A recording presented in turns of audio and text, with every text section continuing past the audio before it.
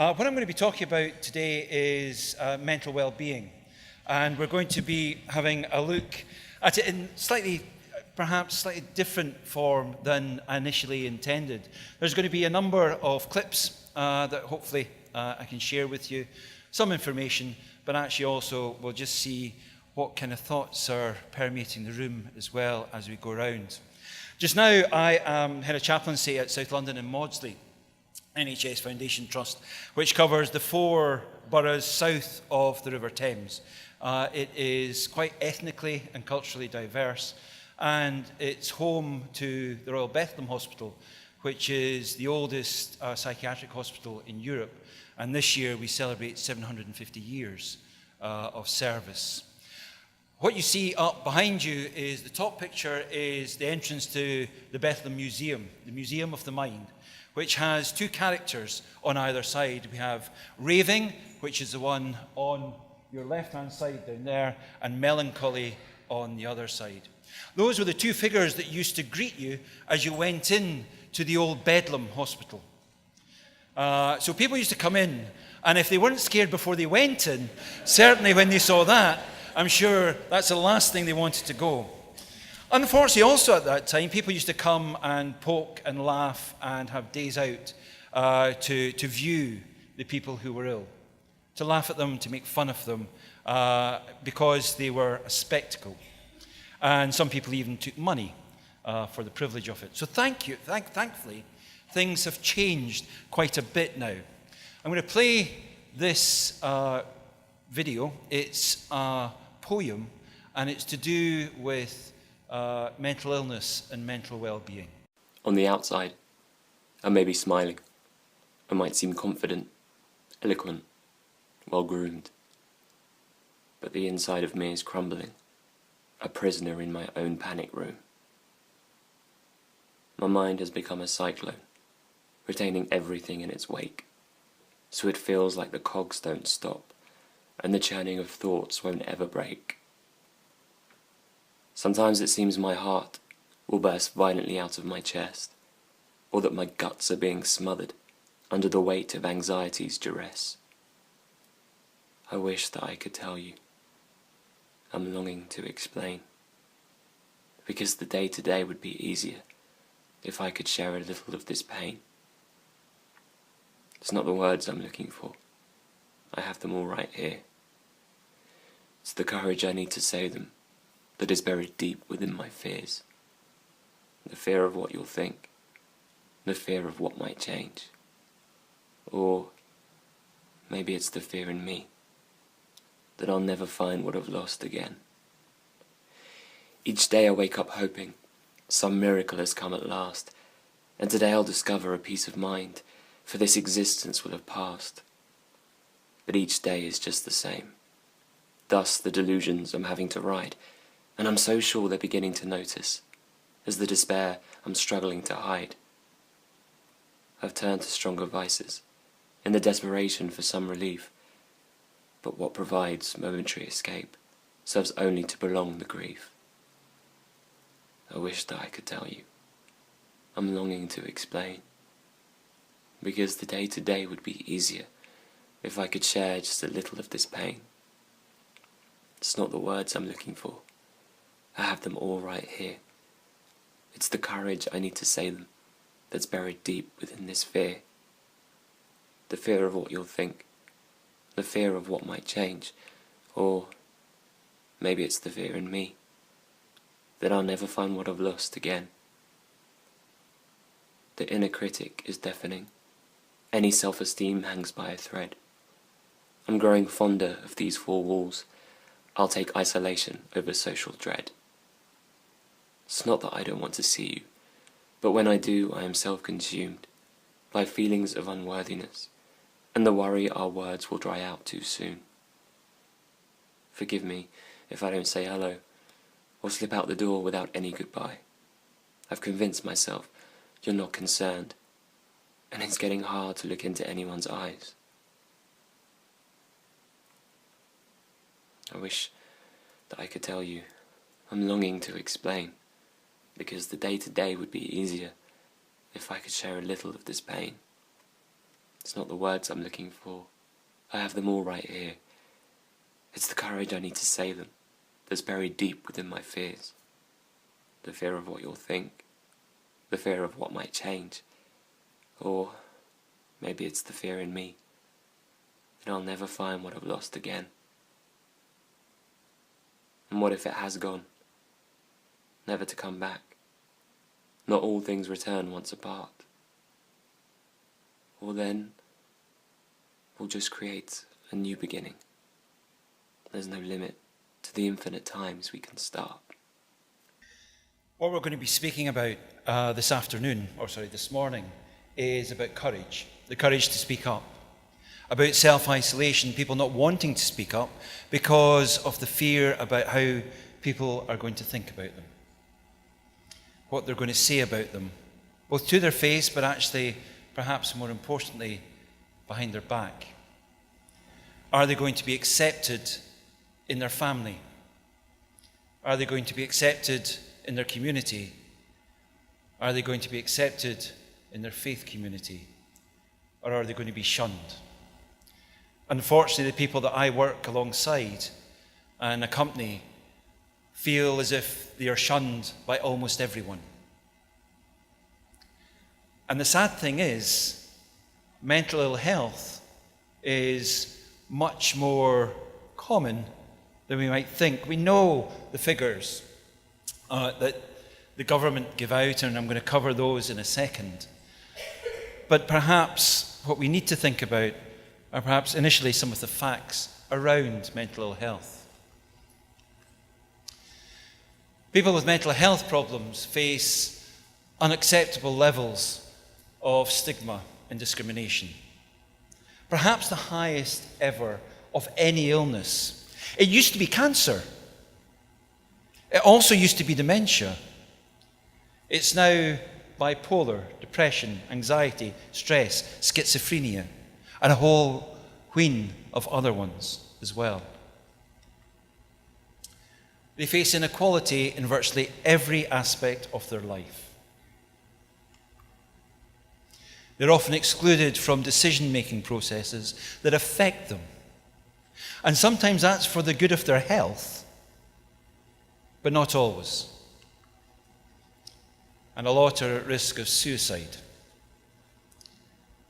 because of their mental illness, but actually also the way that they feel they're being treated. The 1 in 4 figure has been round for quite a number of years, and it almost washes off now.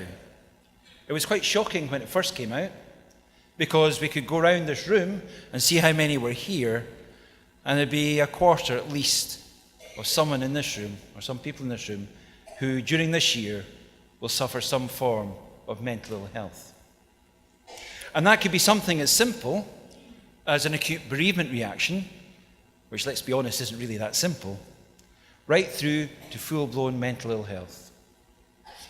1 in 4 people are somewhere on that line. But interestingly enough, just last year, the Mental Health Foundation did a study and they interviewed 2,000 people, face-to-face, on the phone, and in questionnaires. And the figure that they came up with was it was actually 2 in 3. So it's moved from a quarter to 2/3. That is absolutely huge. Some of the reasons behind it are to do with social media, trying to live up to unrealistic expectations, seeing the perfect life that we all have when we're on Facebook or Twitter or anything else. But actually the people who don't have those lives, which, let's face it, are most of us, struggle with our imperfection when it marries with other people's perfection. Stigma is an incredibly complex issue, and we're not going to cover it all here this afternoon, because I know that I have to finish at 1 o'clock if you want to get your lunch on time, and we don't skew everyone else outside. But basically what stigma is, it's an attitude that is used to discredit someone, to put them down, to keep them in their place, to keep them at arm's length from us, so they don't pollute us and our lives and our families' lives because of what's going on for them.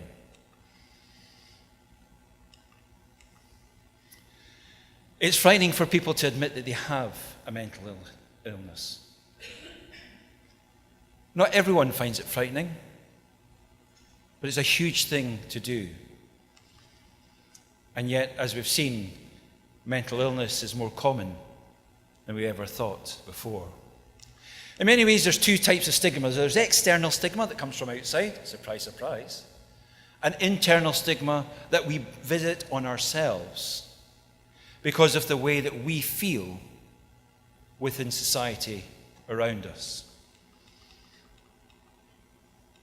I remember when I was a chaplain in Gartnavel Royal in Glasgow, many years ago now, being called to see an old lady called Janet.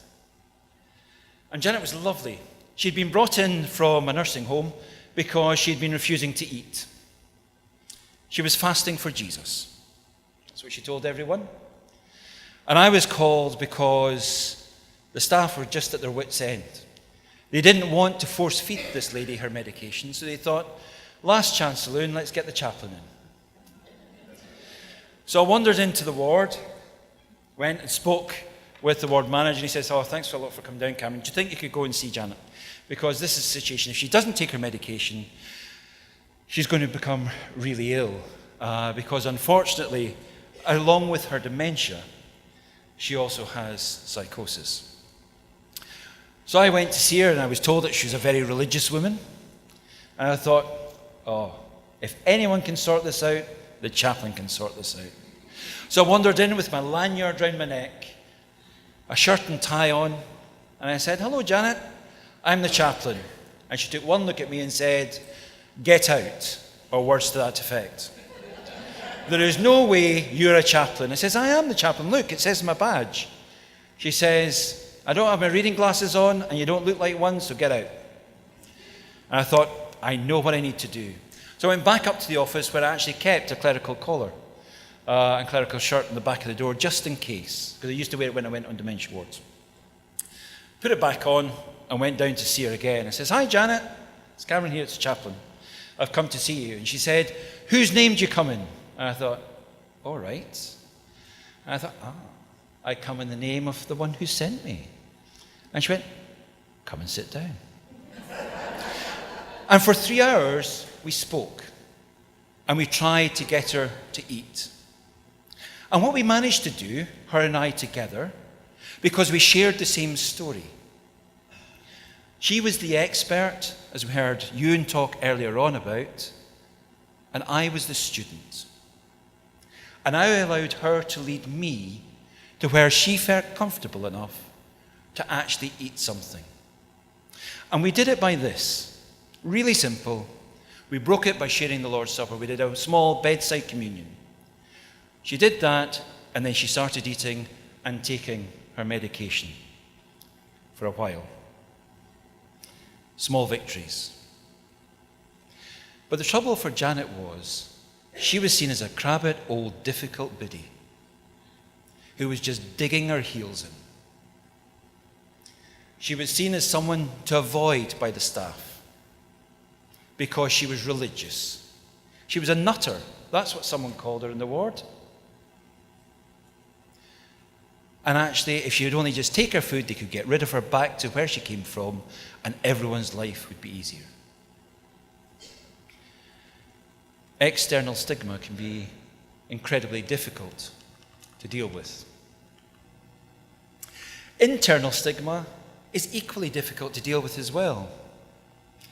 Again, when I was at Gartnavel, I went to see someone who was in the Brownlee Centre called Stephen. I actually wasn't covering there, really, because it wasn't mental health. It was part of Gartnavel General. But I was called in because the chaplain there was off on holiday, and I went to see Stephen. And what it transpired was he had tried to take his own life. He was bipolar. He was HIV positive. And he knew, according to everyone, because this was the early 1990s, that he was worthless, that he didn't deserve to live, that no one, not even his family, cared for him because they had shunned him, because he had a boyfriend.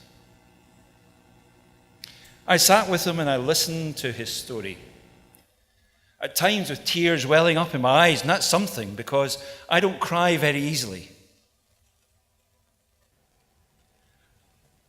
And I held his hand at one point, and all I could say was, "I'm sorry." It was the only words that came out.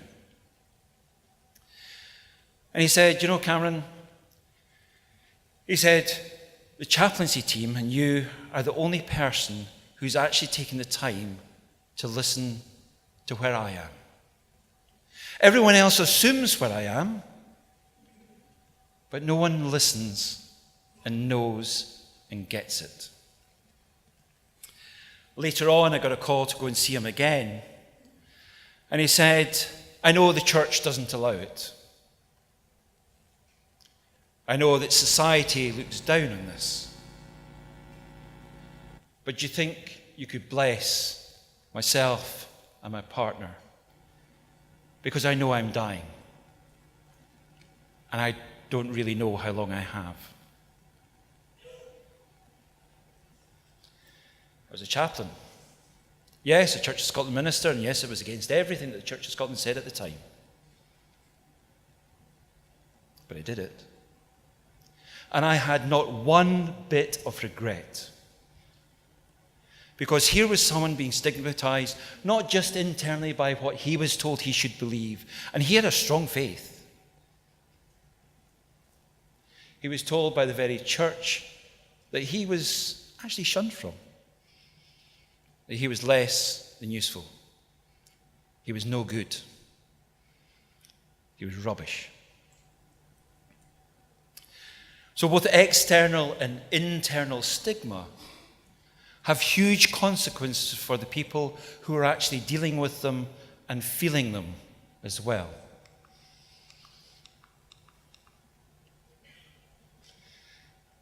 You don't need me to put that up.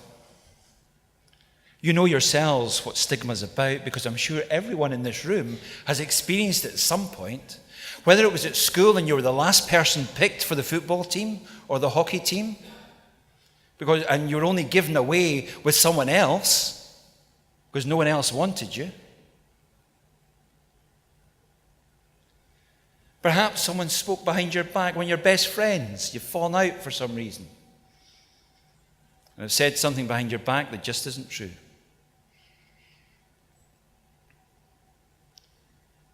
Perhaps it's happened at work. Perhaps it's happened in your family.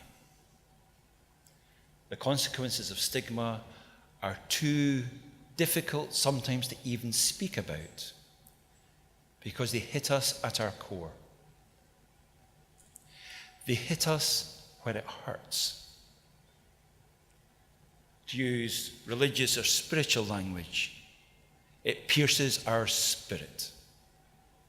That thing that makes us human and unique and special. I'd like you to watch this. This is an awareness test. How many passes does the team in white make? Go!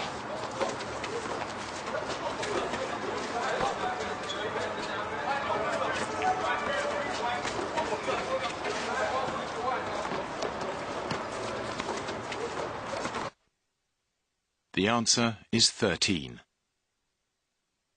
But did you see the moonwalking bear?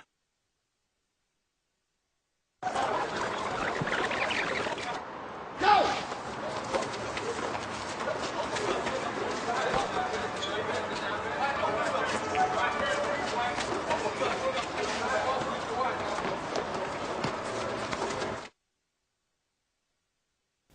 Who got 13? Who saw the moonwalking bear? Yay! Have you seen it before? Okay. Excellent. If you haven't seen it before, well done. If you have seen it before, the reason why I played it is this was part of Transport for London. It was about bikes and cyclists and, to educate those on the roads who had four wheels to look out for them and not knock them down and kill them. The reason why I played it was, for me, what this does is it is a great example of stigma. Once you see that moonwalking bear, you can never unsee it again. You will always see it. I play it regularly when I train advanced communication skills for people, and I always don't want to see it, but I always see it. Stigma is exactly the same. Once you've named stigma and once you've seen it, you can never unsee it. And because you can never unsee it, then it's imperative that we actually do something about it. Okay, those of you who can, I'd like you to stand.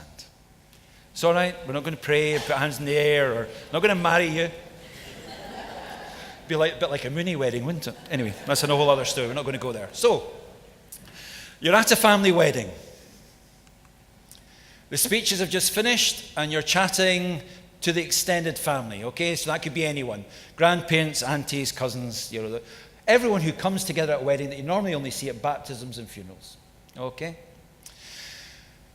The conversation moves on to your current health, and one of your family members asks you how you've been. Remain standing if you feel confident and you're able to open up about your mental health problem that you're currently suffering from. If you don't feel confident about speaking about it, please sit down and please be honest. Okay. You've now applied for a job with a new organization. It's your dream job. You're very excited to be shortlisted, and you're there on the day. You've got a gap in your CV, though, that you've not explained. Naughty, naughty. And the reason for that is because you were mentally ill. You may have even spent some time in hospital, sectioned. So remain standing if you feel you're able to be open about your mental health problem and explain to the panel your gap in your employment.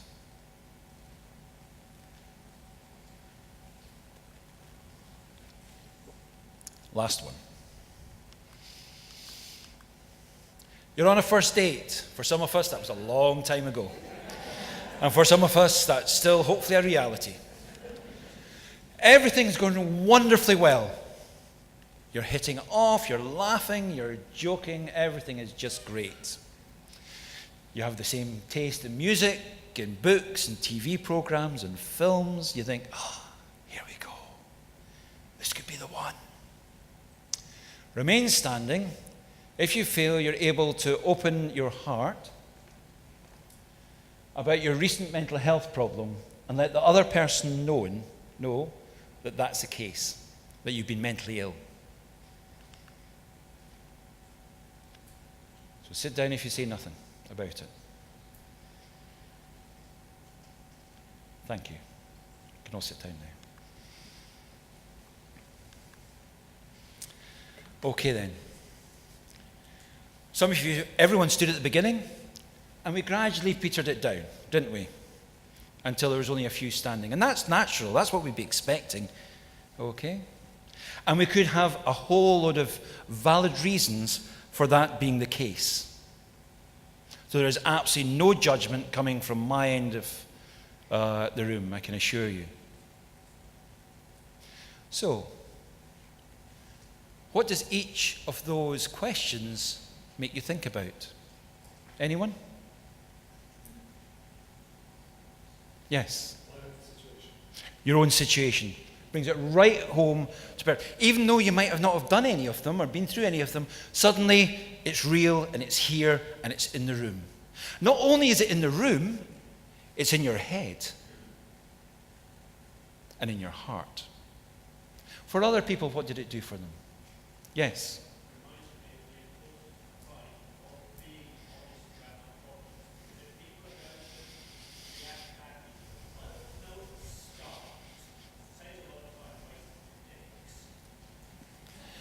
Very true. It certainly does. So, I'm going to paraphrase what has just been said.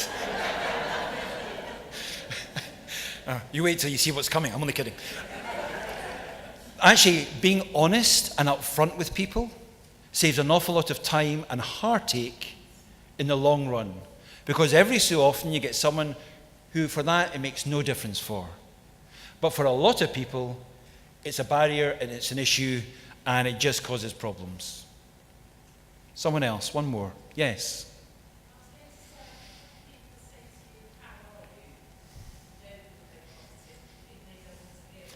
That's definitely, especially at family weddings and funerals and baptisms. If someone says, "How are you?" What do you say? Fine, normally. Feelings inside not expressed. There we go. Bat it right back to you. It's when you stop and say, "Do you really want to know?" And they think, No, I don't. I was just being polite. Oh, I need to go to the toilet. I'll be back just now. Don't follow them in because they don't want to talk to you. Okay? So it's all these different things, isn't it? It personalizes it for us.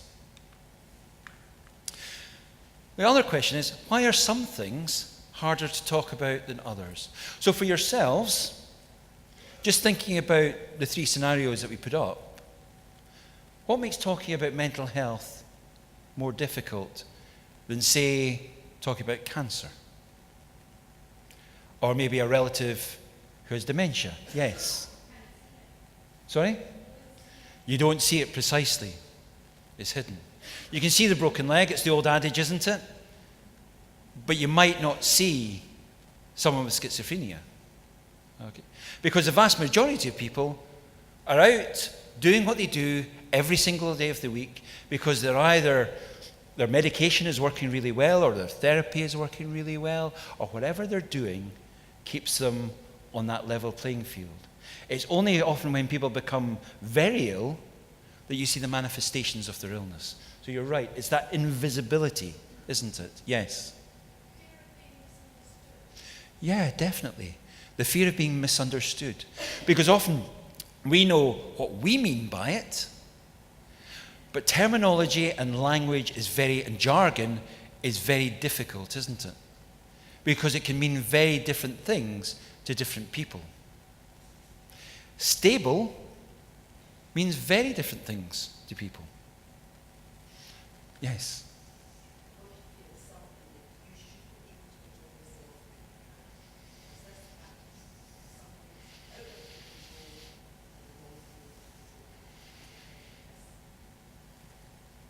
Definitely. So it's the lack of power in many ways as well, isn't it? Lady said it's about having something that you feel you should be able to control, but you can't. I suppose the greatest example of that was the baby blues. Oh, come on, it's just a new baby. Pull yourself together. You've had 1 or 2 before. Come on. And actually, what we're really talking about is clinical depression. So it's not something that you can control. But society says that you should be. Because everyone else has. We're a bit led to believe, even though they haven't. Someone else. Yes. Yeah, it's amazing, eh? Victoria's been dead for quite a number of years. But those attitudes still persist, don't they? There are a lot of enlightened people out there, and you're among them. I like to think I'm among them as well. But in general, that Victorian attitude still holds sway. Look at the red tops, for example. When you mention schizophrenia, you get a story of someone running down the street with an axe or a gun or a knife, stabbing people. And actually, people who are schizophrenic are more likely to hurt themselves than anyone else. So those attitudes that haven't been challenged or changed are really important because actually they're often the narrative with which we talk with and talk about. Someone down there? Yes. Definitely. Feeling embarrassed.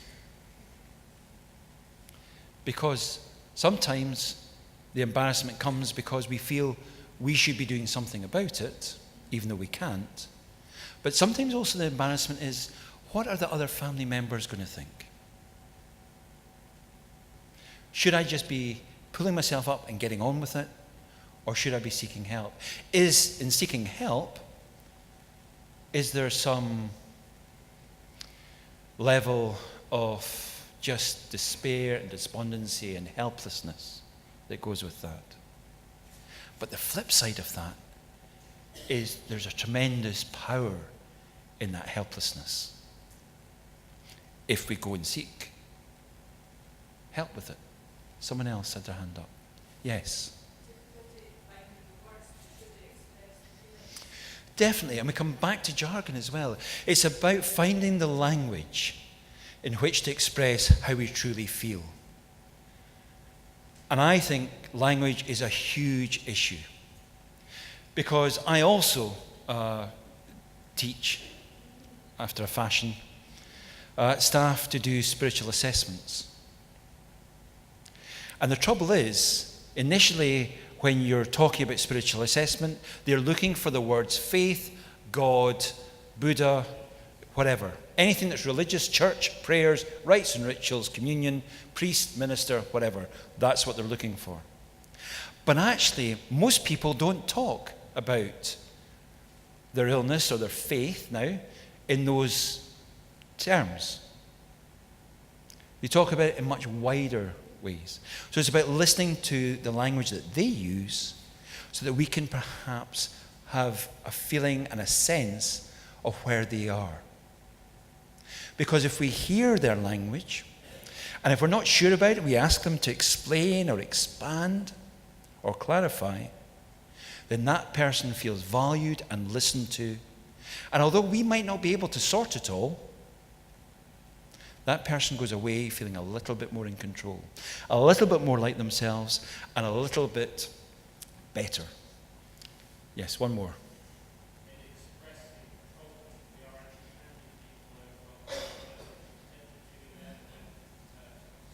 Yeah, definitely. It's that old adage, isn't it? Sticks and stones will break my bones, but names will never hurt me. Oh, come on. You know, names, it's horrible. You're right. By telling someone, by offering our vulnerability to people, we're opening ourselves up to be judged and attacked. But we're also opening up ourselves to be helped and accompanied as well. And lastly, what do you think would happen if you did talk about your mental health and your mental well-being? Notice how I'm saying mental well-being and not mental illness. What do you think would happen? Would it be opening yourself up? Or would it be in your vulnerability, you actually might create deeper relationships with people? We run a course in South London twice a year. 2 10-week courses. It's the only one of its kind in England. I can't say the UK because I'm not quite sure about Scotland. But if you want it, we can bring it up. I'm only kidding. And what it does is it's a 10-week course for faith leaders. And it looks at the whole area of mental health, mental well-being, and spirituality. And as part of that 10-week course, they have to do a project whereby they have to introduce the subject of mental well-being into their congregation, into their synagogue, into their temple, into wherever they are. And I've been fascinated in the 5-6 years that we've been doing this, the number of people who bring back the projects and say, I've only been able to take it to the management committee. I've only been able to take it to the minister or priest or whoever. I've only been able. And you think, hold on. Let's change this language. Before you only took it, it wasn't even being spoken about. So you got the first step on the rung of the ladder. And actually, if from that conversation there's a sermon preached on it, or someone goes and does a mental first aid course, or you open up your halls for a coffee morning to raise money for the variety of projects. It might be comic relief, time for change, all these, dementia support. That's absolutely fine. The important thing is that people start talking about it. Because the more we talk about it, the more light we spread on it, and the more light that shines on it, the less people feel as if they have to go and hide under a big rock until people go away.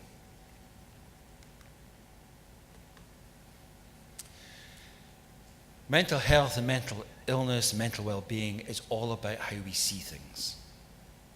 We all see things differently, but together we can make a huge, huge difference. This is a clip that comes from Comic Relief, and it's about people's lived experience with mental illness.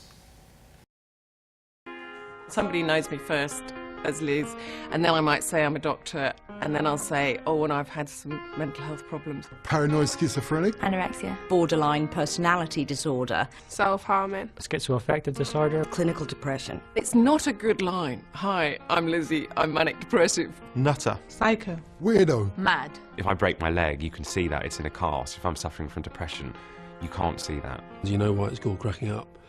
Because you feel like you're cracking. Your head is cracking into millions of bits. I've been sectioned round about 10 or 11 times now, although I'm hasten to add I'm not going for any kind of record. I get a lot of swearing in my head, and I wake up every morning to stupid effing bitch. I kind of went to GP with it written on a piece of paper in the third person. Dawn has been shouting Gandalf all weekend, and slid it across the table.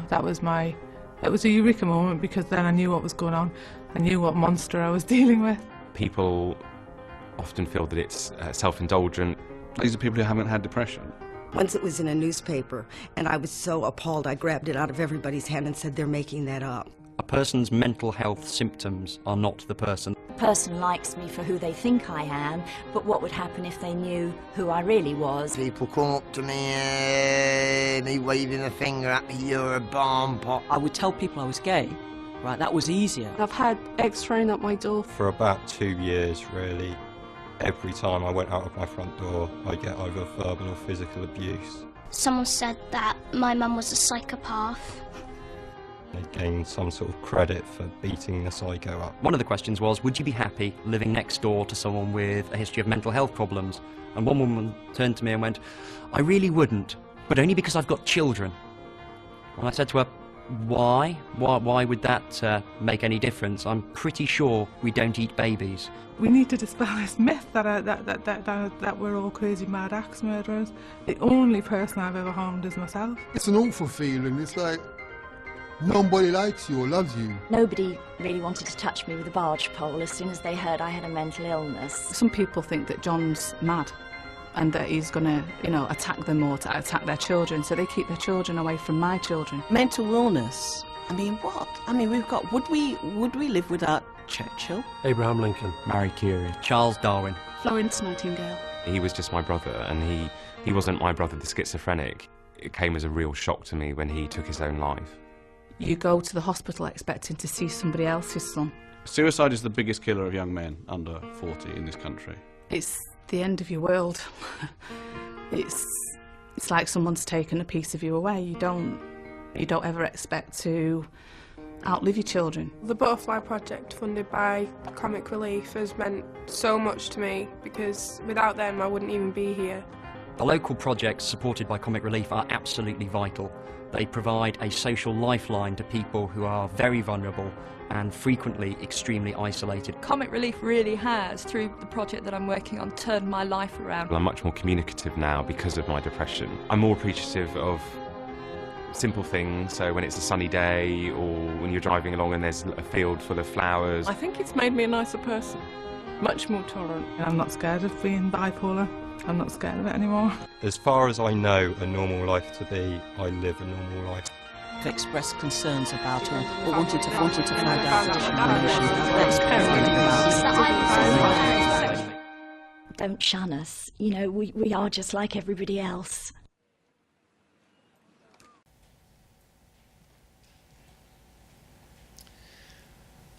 Don't shun us. We're human. No one should ever be made to feel subhuman or as if they don't belong.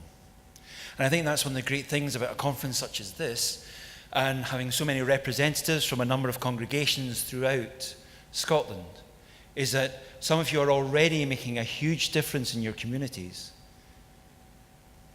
under the banner of mental well-being. And I thank you for that.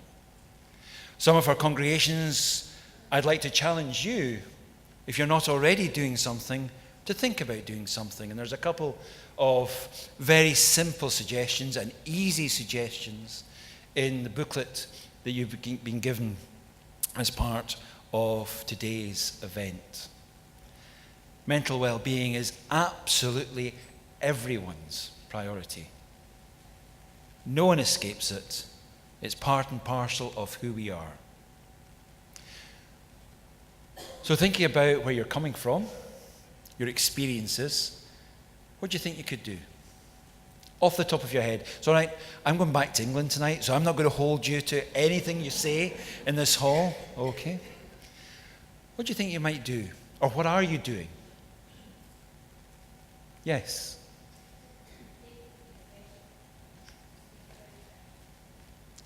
Take it to your session and speak about it. Yeah, definitely.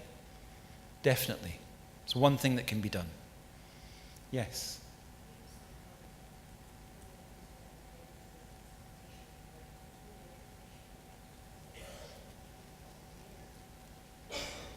She's not aware? Okay. So it's difficult when you've got people in your congregation who perhaps have mental health challenges and they might not be aware of them. So actually, perhaps what it's about doing is engaging that person in conversation. There's a model that we used in Glasgow just before I left in mental health. The trust brought Phil and Poppy Barker along from the University of Newcastle, I think it was. And they came up with a model that I think is really helpful. And you can Google it anywhere. It's called the tidal model. And basically what it says is that as we move along life, we're a ship. Each of us are individual ships. And we sail from port to port, we go across oceans, and every so often we get battered by a storm. Most of us are quite resilient, and we carry on. A little bit bruised, a little bit battered, but we carry on nonetheless. But every so often, the battering is so difficult and so hard, we have to go back into the harbour to be patched up before we continue our journey. And that is where Phil and Poppy Barker's tidal model works, because what it speaks about is about engaging a person on their level, about them being the expert and us learning. It goes back to what Ewan was saying right at the beginning in his introduction about us journeying together, about sharing our stories in a safe place, in a safe space, so that we can begin to have some sort of appreciation of where each other's coming from. Because we can never ever fully understand where someone's coming from. We can only appreciate it. And once we have that appreciation, then often what happens is that we get alongside each other and we can move forward. That will mean different things to different people in congregations. But often what happens when someone's a little bit different, a little bit odd, rather than engaging them, we just keep our distance. And it's not about shunning. It's about, I don't know what to say. And actually, do you know what a good thing to say is? Hi, my name's Cameron. How are you? That's all. We're not going to fix them. We're not going to change the world. But what we are going to do is treat them as a fellow traveller who might be going through extraordinary experiences. What else? Anyone else? Yes.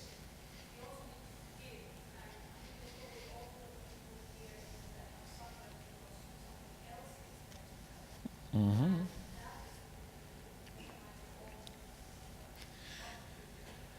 Definitely. And we talk about people who have mental illness being suffering in silence.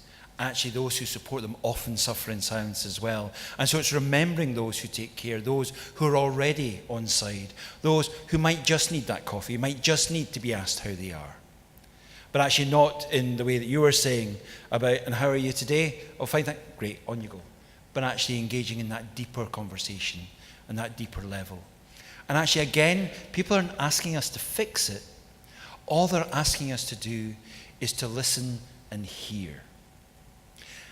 And if you take away nothing else from today, just take away this. Hearing isn't the same as waiting to speak. If you already know what you're going to do, you've stopped listening. So, apart from all those great suggestions, we can actually involve the person in conversation. We can show compassion. We can empower the person. We can support people or signpost them to various organizations. We can be self-aware as to how that makes us feel, how our discomfort might be causing discomfort to the other person as well. And that little time for reflection. And also asking ourselves, what matters to us?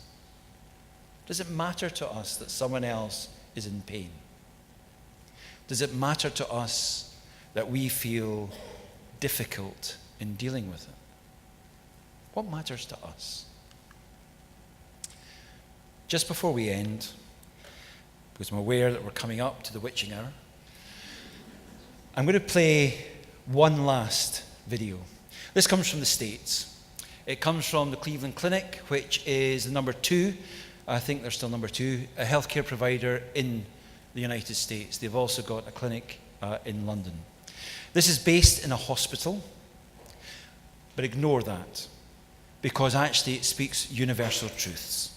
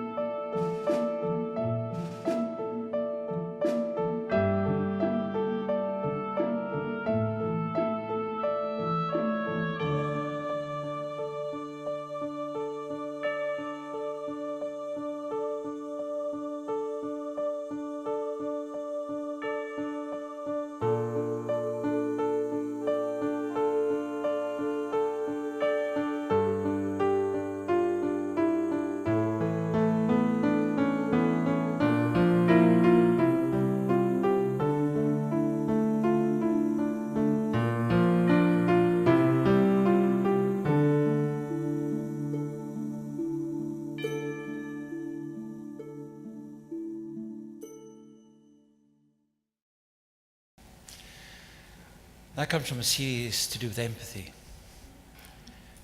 The greatest thing we can give people who are struggling with mental illness and mental ill health is empathy. Is to feel what they feel, see what they see, and try and walk a little in their shoes. Because if we are truly empathetic with them, we can change people's lives, we can change their experience. We can get rid of the feelings of loneliness and isolation and external and internal stigma. We can make theirs a lives that are truly worth living and valuable. And instead of them standing on the sidelines looking in, we can involve them in the game. That's what we were all born for, to be part of the game. And who are we to keep people on the sidelines, shouting and screaming who want to be part of it because of perhaps our prejudice or our wariness of being involved or our uncertainty of how to engage with them? Maya Angelou, poet, actress, Congressional Medal of Honor winner, person who was raped, who was mute for over 3 years because of what happened to her, who had her own struggles with mental health, said this: I've learned that people will forget what you said, they will forget what you did, but they will never forget how you made them feel. As we walk alongside people who are struggling, how are we making them feel today? Thank you.